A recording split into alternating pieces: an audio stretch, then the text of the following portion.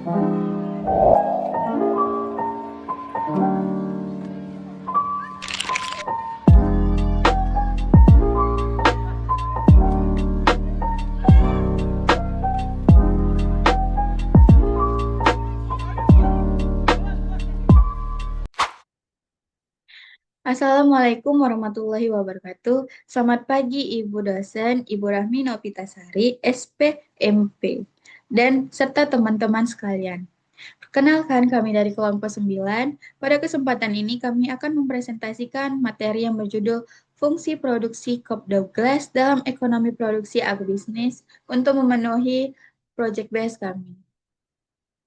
Materi yang kami sampaikan akan menjelaskan konsep dasar fungsi produksi Cobb Douglas, rumus yang digunakan, contoh pemaparan, serta analisis studi kasus dalam bidang agribisnis.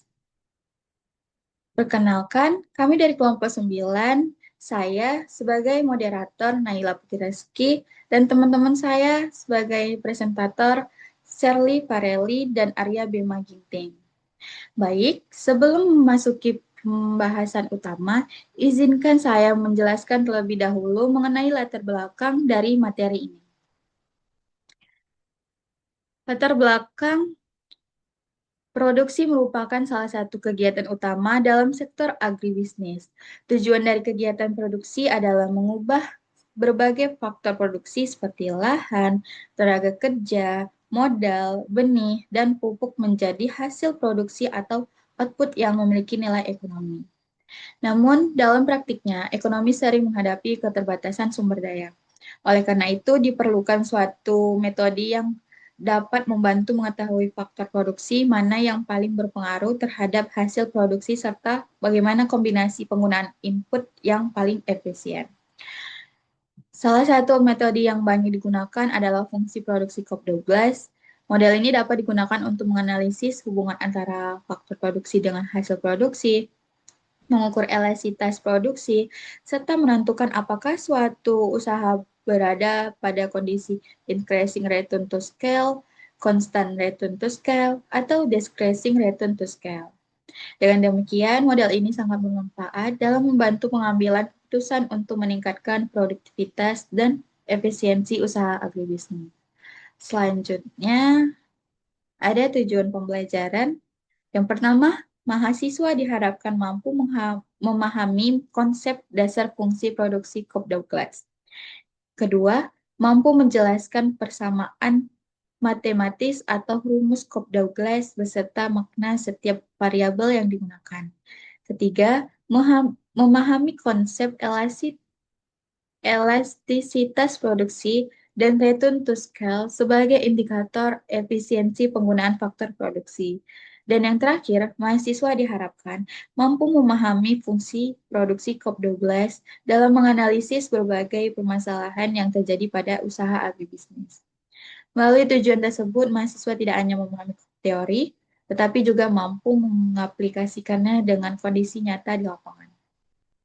Selanjutnya, ada pengertian fungsi produksi. Nah, sebelum membahas fungsi produksi Cobb-Douglas, kita perlu memahami terlebih dahulu apa yang dimaksud dengan fungsi produksi. Jadi, fungsi produksi adalah hubungan teknis antara berbagai faktor produksi atau input dengan hasil produksi atau output yang dihasilkan dalam suatu proses produksi. Dalam sektor agribisnis, input dapat berupa lahan, tenaga kerja, modal, benih, pupuk, pestisida, maupun teknologi yang digunakan dalam proses budidaya. Sedangkan output merupakan hasil yang diperoleh dari proses produksi tersebut. Misalnya, padi, jagung, cabai, kelapa sawit, atau komoditas pertanian lainnya. Melalui fungsi produksi, produsen dapat mengetahui bagaimana perubahan penggunaan input akan mempengaruhi jumlah output yang dihasilkan. Dengan demikian, fungsi produksi menjadi dasar dalam menentukan penggunaan faktor produksi yang paling efisien. Selanjutnya, kita masuk pada pembahasan mengenai fungsi produksi Cobb-Douglas. Jadi, fungsi produksi Cobb-Douglas merupakan suatu model matematis yang menjelaskan hubungan antara faktor-faktor produksi sebagai variabel bebas atau input dengan hasil produksi sebagai variabel terikat atau output. Nah, model ini pertama kali dikenalkan oleh Charles Wyckoff and Paul H. Douglas pada tahun 1928. Hingga saat ini, model Cobb-Douglas masih menjadi salah satu model yang paling banyak digunakan dalam penelitian ekonomi, khususnya di bidang pertanian dan agribisnis. Keunggulan model ini adalah mampu menunjukkan besarnya pengaruh masing-masing faktor produksi terhadap output, mengukur elastisitas produksi, serta menentukan skala hasil produksi atau return to scale. Oleh karena itu, fungsi produksi Cobb-Douglas menjadi salah satu alat analisis yang sangat penting dalam pengambilan keputusan untuk meningkatkan efisiensi dan produktivitas usaha agribisnis. Demikian penjelasan mengenai latar belakang, tujuan pembelajaran, konsep fungsi produksi, serta pengertian fungsi produksi Cobb-Douglas. Selanjutnya, pembahasan akan dilanjutkan oleh presentator pertama, yaitu Shirley Parelli, yang akan menjelaskan mengenai teori Cobb-Douglas, rumus fungsi produksi, serta kurva, kurva produksi. Kepada presentator pertama, dipersilahkan. Baik, terima kasih kepada Naila. Baik, di sini saya akan menjelaskan persamaan umum fungsi Cobb-Douglas. Nah, sebelum kita memasuki contohnya, di sini saya akan memberikan sedikit rumusnya. Rumus dari persamaan umum fungsi Cobb-Douglas yaitu adalah Y sama dengan A dikali X1 pangkat B1 dikali X2 pangkat B2 sampai dengan dikali X XN dipangkat BN. Nah, di sini atau rumus ini lebih sederhananya dibaca dibaca dengan Y sama dengan A dikali 1 itu dipangkat dipangkatkan B1 dikali X2 pangkat B2 sampai XN pangkat BN, di mana Y itu adalah output atau hasil produksi, A itu adalah konstanta yang menunjukkan tingkat teknologi, X itu adalah faktor produksinya, dan B itu adalah koefisien elastisitas produksinya. Nah, koefisien B ini menunjukkan besarnya perubahan output akibat perubahan masing-masing faktor produksi. Atau lebih sederhananya, output ini sama dengan konstanta teknologi yang dikalikan masing-masing faktor produksi yang dipangkatkan dengan koefisien elastisitasnya. Nah, di sini ada elastisitas produksi dan return to scale, di mana nilai elastisitas ini masing-masing faktor produksinya ini sama dengan nilai koefisiennya, sedangkan return to scale diperoleh dari jumlah seluruh koefisien elastisitas. Nah, di sini ada interpretasi return to scale-nya. Yang pertama itu ada return to scale yang lebih dari satu, atau kepanjangannya adalah increasing return to scale, yang artinya peningkatan seluruh input menghasilkan peningkatan output yang lebih besar. Maksudnya adalah kalau semua input itu dinaikkan, tapi hasil produksinya meningkat lebih besar daripada kenaikan inputnya. Contohnya, inputnya naik sebesar 10%, outputnya naik 15%, maka usaha ini usaha tadi ini sangat efisien dan layak untuk kita lanjutkan. Yang kedua ada RTS atau RTS sama dengan satu, eh, di mana artinya constant return to scale, peningkatan inputnya ini sebanding dengan peningkatan output. Eh, Contohnya, kalau semua input naik 10%, maka produksi produksinya juga naik sebesar 10%. Artinya, kenaikan input dan output itu seimbang dan tetap masih layak untuk dilanjutkan. Nah, yang terakhir ada RTS kurang dari satu, yang dimana decreasing return scale yang artinya peningkatan input menghasilkan peningkatan output yang lebih kecil. Maksudnya itu adalah kalau semua inputnya naik sebesar 10%, maka hasil produksinya itu hanya eh, outputnya itu hanya naik sebesar sekitar 5%, di mana artinya berarti penggunaan input ini sudah mulai kurang kurang efisien dan ini eh, bukan sudah tidak layak, namun sudah tidak efisien lagi untuk dilanjutkan. Nah, di sini ada juga fungsi grafik fungsi dari produksi. Yang pertama itu adalah eh, grafik pertama itu menjelaskan tentang kurva fungsi produksi Cobb-Douglas, hubungan input dan output. Nah, di sini outputnya itu Y dan inputnya itu adalah X. Grafik ini menunjukkan bahwa semakin banyak faktor produksi yang digunakan, maka hasil produksi juga semakin meningkat. Misalnya tambahan lahan, tambahan pupuk, tambahan tenaga kerja, itu juga akan meningkatkan hasil panennya juga. Itu dari grafik yang pertama. Nah, grafik yang kedua ini adalah law of diminishing marginal returns, di mana grafik ini menunjukkan pada awalnya itu penambahan input akan meningkatkan hasilnya di titik tahap satu ini. Namun namun setelah mencapai titik tertentu di tahap yang kedua ini, eh, hasilnya cukup cukup besar. Namun setelah kita tambahkan inputnya lagi, sudah melewati garis tahap kedua ini, maka titiknya itu sudah paling maksimal.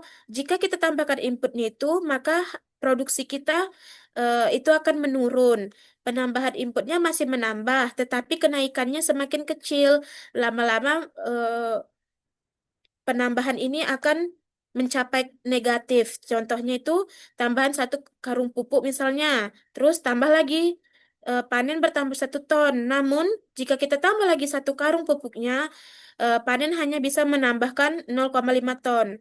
Jadi semakin semakin kita tambah tapi kita sudah mencapai titik maksimum itu maka hasilnya tidak akan efisien lagi. Nah, di sini ada contoh perhitungannya, di mana diketahui fungsi produksinya adalah Y sama dengan dua dua x dikali 1 pangkat 0,5 dikali X2 pangkat 0,5.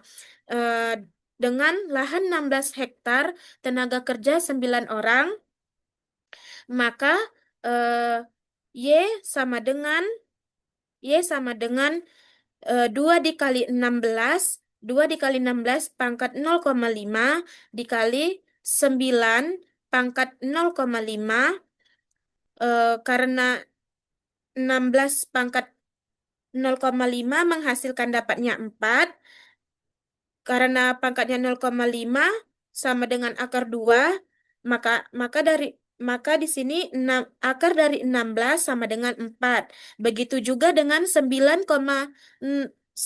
pangkat 0,5 kita menjadikan pangkatnya berarti itu akar 9 sama dengan 3 sehingga Y dikali 4 dikali 3 menghasilkan hasilnya 24. Artinya dengan luas lahan 16 hektar ini dan tenaga kerja 9 orang diperoleh hasil produksinya sebesar 24 dan kita interpretasikan bahwasannya kombinasi dari penggunaan lahan dan tenaga kerja tersebut menghasilkan output sebesar 24. Sekian dari presentasi saya kembalikan kepada moderator. Baik, terima kasih kepada presentator pertama atas pemaparannya. Selanjutnya, presentator kedua yaitu Arya Bima Ginting yang akan menyampaikan studi kasus penerapan fungsi produksi Cobb Douglas dalam usaha agribisnis serta kesimpulan dari materi yang telah dipresentasikan. Kepada presentator kedua, kami persilakan. Baik, terima kasih. Di sini saya akan menjelaskan tentang studi kasus agribisnis.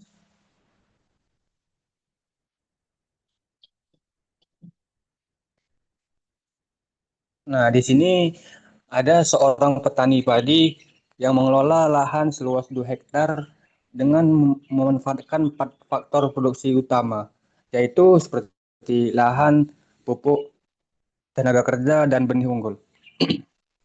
Nah, di sini juga analisis yang dilakukan menggunakan fungsi produksi Kopdonglas untuk mengetahui beberapa besar pengaruh masing-masing faktor terhadap hasil panen. Nah, dan hasil analisis menunjukkan bahwa lahan memiliki koefisien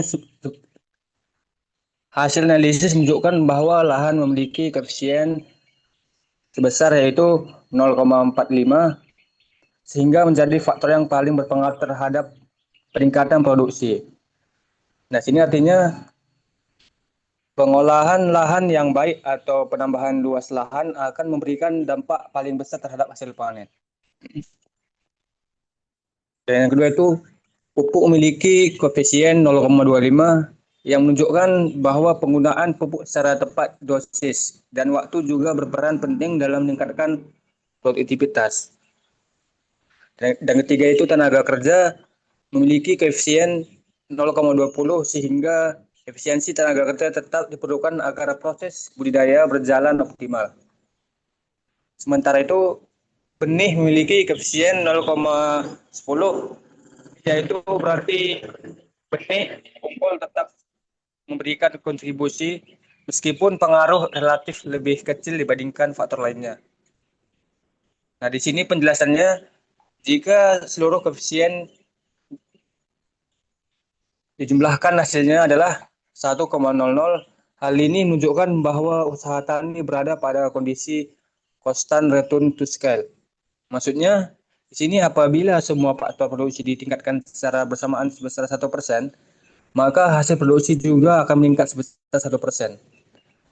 Nah, di sini kondisi ini mengindikasikan bahwa penggunaan input produksi sudah cukup efisien. Dan karena itu,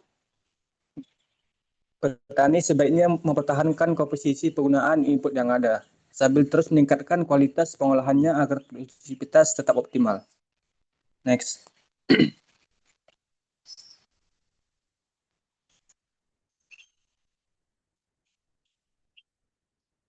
Oke, di sini juga saya menjelaskan tentang kesimpulan presentasi kami.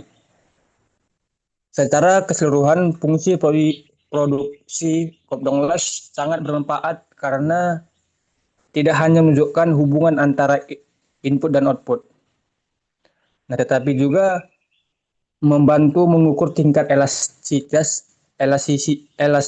setiap faktor produksi. Dari hasil ini kita dapat mengetahui faktor mana yang paling berpengaruh sehingga keputusan dalam mengolokasikan sumber daya dapat dilakukan dengan lebih tepat. Nah, bagi pelaku agribisnis, analisis seperti ini dapat menjadi dasar dalam meningkatkan efisiensi, mengurangi pemborosan biaya produksi, dan pada akhirnya meningkatkan hasil panen serta keuntungan usaha tani.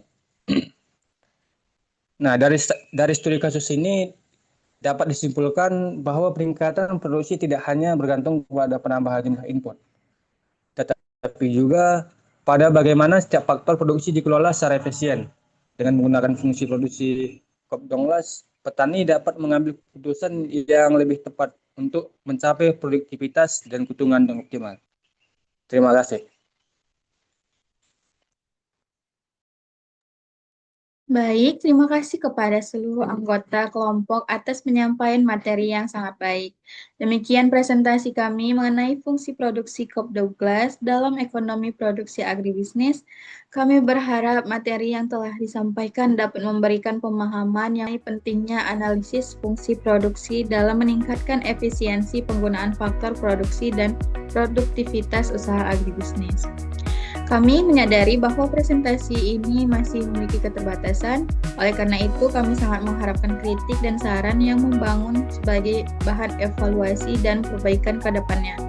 Atas perhatian Bapak, Ibu, dan teman-teman sekalian, kami mengucapkan terima kasih.